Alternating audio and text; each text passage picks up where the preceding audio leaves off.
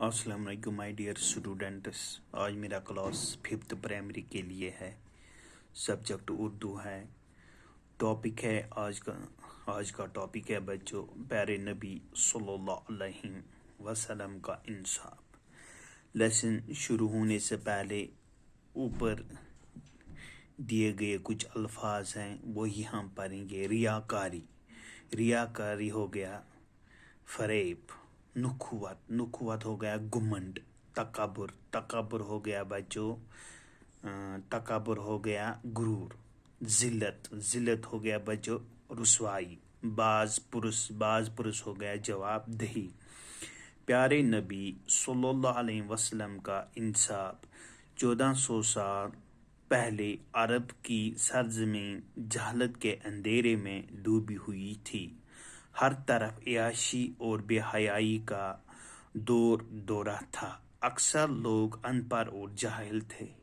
ذرا سی بات پہ ایک دوسرے کے ساتھ جھگڑ پڑتے تھے. انتقام کا جذبہ عام تھا. اکثر جھگڑے نسل در نسل چلتے رہتے. جھوٹ فریب اور ریاکاری عام تھی. لڑکیوں کو زندہ دفن کیا جاتا تھا. امیر لوگ نخوت اور تکبر میں گرفتار تھے. ان کے لیے نہ کوئی قانون تھا اور نہ ان سے کسی طرح کی باز پرس ہوتی تھی.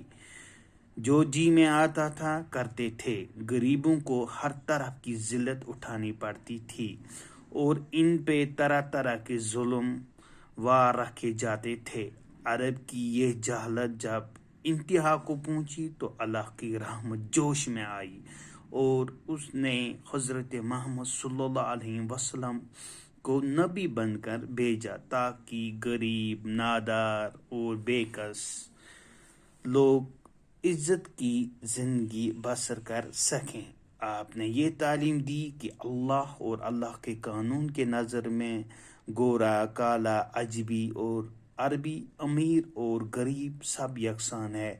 کوئی چھوٹا بڑا نہیں ہے.